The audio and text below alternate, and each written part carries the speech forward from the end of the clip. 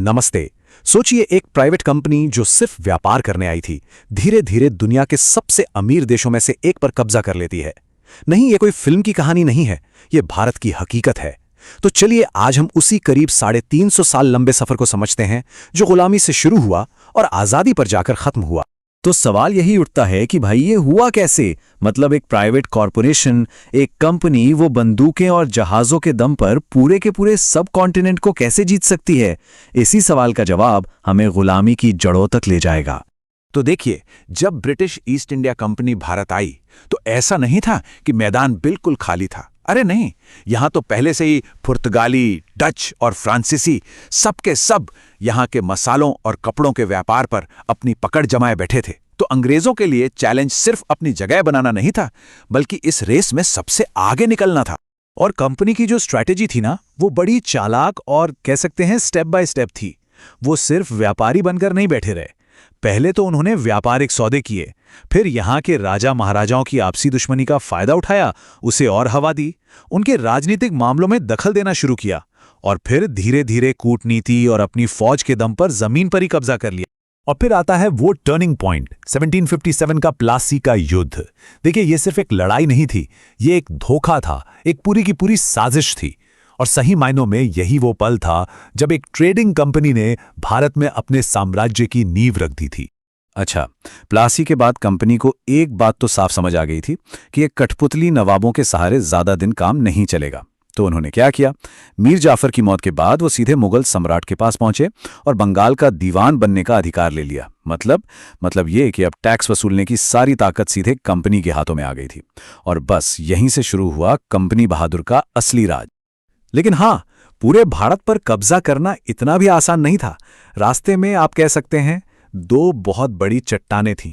एक तरफ थे दक्षिण में टीपू सुल्तान, जिनकी सेना फ्रांसीसियों की मदद से काफी मॉडर्न थी, और दूसरी तरफ थे पश्चिम में मराठा, जिनकी नजर दिल्ली के तख्त पर थी। जब इन बड़े दुश्मनों को भी हरा दिया तो कंपनी ने कब्जे का एक नया और कह सकते हैं कि बहुत ही कुटिल तरीका निकाला, लॉर्ड डलहौजी की डॉक्ट्राइन ऑफ लैप्स या विलय नीति। ये एक ऐसा कानून था कि अगर किसी राजा का अपना बेटा नहीं है तो उसका राजपाट सीधा कंपनी का हो जाएगा। बस इसी बहाने सतारा, नागपुर, झांसी एक एक करके कई राज्यों को हड़प लिया गया। जाहिर है लोगों में गुस्सा तो उबलना ही। और फिर एक अफवाह ने उस चिंगारी को हवा दे दी जो पूरे देश में आग लगाने वाली थी। जैसा कि उस वक्त के एक सिपाही सीताराम पांडे ने अपनी किताब में लिखा है कि ये खबर फैल गई कि नई बंदूकों के जो कारतूस हैं उन पर गाय और सूअर की चर्बी लगी है। अब सोचिए, ये हिंदू और मुस्लिम दोनों ही सिपाहियों के धर्म पर एक सीधा हमला था। और बस यहीं से शुरू हो गया 1857 का वो महान विद्रोह। मेरठ से जो ये आग उठी वो इतनी तेजी से दिल्ली, अवध और झांसी तक फैल गई कि किसी को अंदाजा ही नहीं था। रानी लक्ष्मीबाई से लेकर बहादुर शाह जफर तक सबके सब एक ही दुश्मन के खिलाफ, कंपनी के खिलाफ उठ खड़े हुए। शायद ये पहली बार था जब भारत एक कॉमन दुश्मन के खिलाफ इस तरह एकजुट हो रहा था। हालांकि विद्रोह को बड़ी बेरहमी से कुचल दिया गया, लेकिन इसका असर बहुत बहुत बड़ा हुआ। लंदन में जो सरकार बैठी थी उसे ये बात समझ आ गई कि भाई एक कंपनी के भरोसे अब भारत को नहीं छोड़ा जा सकता। तो 1858 में ईस्ट इंडिया कंपनी को ही खत्म कर दिया गया और भारत पर शासन की बागडोर सीधे महारानी विक्टोरिया के हाथों में आ गई। और इसी के साथ शुरू हुआ ब्रिटिश राज का दौर। इस नए दौर में चीजें थोड़ी बदलीं। अब संगठित राजनीतिक आंदोलनों का जन्म हुआ। 1885 में बनी भारतीय राष्ट्रीय कांग्रेस और फिर 1906 में मुस्लिम लीग। और पता है दिलचस्प बात क्या है कि शुरुआत में इनका लक्ष्य आजादी मांगना था ही नहीं। इनका गोल तो बस ये था कि ब्रिटिश सिस्टम के अंदर रहते हुए ही अपने लोगों के लिए ज्यादा से ज्यादा अधिकार हासिल किए जाएं। लेकिन फिर साल आया 1905 और लॉर्ड कर्जन के एक फैसले ने सब कुछ बदल कर रख दिया। वो फैसला था बंगाल का विभाजन। लोगों ने इसे साफ साफ अंग्रेजों की बांटो और राज करो की चाल समझा, और इसके खिलाफ जो गुस्सा भड़का ना, उसने पूरे देश में स्वदेशी आंदोलन को जन्म दे दिया। लोगों ने विदेशी सामानों की होली जलाना शुरू कर दिया। इस नई राष्ट्रवादी लहर की वजह से कांग्रेस के अंदर ही एक बड़ी बहस छिड़ गई। एक तरफ थे नरम दल के नेता जो अभी भी अर्जियों और याचिकाओं से सुधार चाहते थे, और दूसरी तरफ थे लाल बाल पाल जैसे गरम दल के नेता। उनका साफ कहना था कि भाई अब बहुत हो गया, अब सीधी कार्रवाई और पूर्ण स्वराज के अलावा कोई दूसरा रास्ता नहीं। और फिर साल 1915 में एक ऐसे शख्स की भारत वापसी हुई जो इस पूरी लड़ाई का रुख ही बदलने वाला था। जी हां, मोहनदास करमचंद गांधी। वो दक्षिण अफ्रीका में नस्ल भेद के खिलाफ अहिंसा का एक बहुत ही सफल प्रयोग करके लौटे थे, और अब वो अपनी धरती पर एक नई लड़ाई के लिए पूरी तरह से तैयार थे। गांधी जी ने आते ही आजादी की लड़ाई को कुछ पढ़े लिखे लोगों के कमरों से निकालकर सीधे देश की सड़कों पर ला दिया। रॉलेट सत्याग्रह से लेकर भारत छोड़ो आंदोलन तक उनके हर एक आह्वान पर लाखों करोड़ों भारतीय एकजुट हुए, और सच कहूं तो उन्होंने ब्रिटिश साम्राज्य की नींव हिलाकर रख दी। और 1919 का जलियांवाला बाग नरसंहार वो एक ऐसा जख्म था जिसने पूरे देश की आत्मा को झकझोर कर रख दिया। सोचिए, निहत्थे और शांति से प्रदर्शन कर रहे लोगों पर इस तरह की क्रूर फायरिंग, इसने अंग्रेजों के न्याय के सारे दावों को खोखला साबित कर दिया, और इसने असहयोग आंदोलन की आग को और ज्यादा भड़का दी। गांधी जी की स्ट्रैटेजी की जो खूबसूरती थी ना, उसका सबसे बड़ा उदाहरण शायद 1930 का नमक मार्च ही था। 240 किलोमीटर की यह पदयात्रा सिर्फ नमक बनाने के लिए नहीं थी।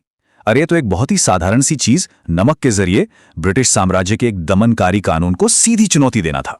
इस एक मार्च ने पूरी दुनिया को दिखा दिया कि बिना हथियार उठाए भी एक इतने बड़े साम्राज्य को झुकाया जा सकता है। अच्छा, एक तरफ जहां गांधी जी का अहिंसक आंदोलन चल रहा था, वहीं एक समानांतर धारा भी थी भगत सिंह जैसे क्रांतिकारियों की, जो ये मानते थे कि आज़ादी मांगने से नहीं, छीनने से मिलेगी। जैसा कि असेंबली में बम फेंकने के बाद उनके पर्चे में लिखा भी था कि उनका मकसद किसी की जान लेना नहीं, बल्कि बहरों को सुनाना था, ताकि क्रांति की आवाज़ पूरे देश में गूंजे। तो अब ब्रिटिश राज का अंत वाकई नजदीक आ रहा था। पहले 1935 में प्रांतों को कुछ अधिकार दिए गए, फिर दूसरे विश्व युद्ध ने ब्रिटेन को आर्थिक और सैनिक तौर पर बहुत कमजोर कर दिया, और ऊपर से 1942 के भारत छोड़ो आंदोलन ने एक साफ संदेश दे दिया कि भाई अब अंग्रेजों को जाना ही होगा। मतलब चारों तरफ से दबाव इतना बढ़ गया था कि अब आज़ादी पर बात करना उनकी मजबूरी बन चुकी थी। यहां ये याद रखना भी जरूरी है कि आज़ादी के लिए लड़ाई एक साथ, कह सकते हैं, दो मोर्चों पर चल रही थी। एक तरफ भारत के अंदर गांधी जी अहिंसा से अंग्रेजों को चुनौती दे रहे थे, तो वहीं दूसरी तरफ देश के बाहर सुभाष चंद्र बोस ने आज़ाद हिंद फौज बनाकर सैन्य ताकत से आज़ादी छीनने की कसम खाई थी। तो आखिरकार दूसरे विश्व युद्ध के बाद अंग्रेज जाने के लिए तैयार हो गए, लेकिन जब बातचीत की मेज सजी तो एक नया और बहुत मुश्किल सवाल खड़ा हो गया। एक देश बनेगा या दो? कांग्रेस और मुस्लिम लीग के बीच जो मतभेद थे, उनका नतीजा देश के बंटवारे के रूप में सामने आया, और इस तरह हमें आज़ादी तो मिली, लेकिन अपने ही देश के विभाजन के एक बहुत गहरे जख्म के साथ।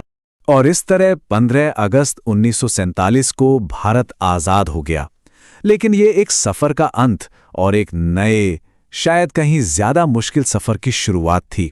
गुलामी से आज़ादी की लड़ाई तो जीत ली गई थी, पर अब असली चुनौती सामने खड़ी थी, इतने बड़े और इतने विविध देश को एक राष्ट्र के रूप में बनाने की। और वो कहानी तो बस अब शुरू हुई थी।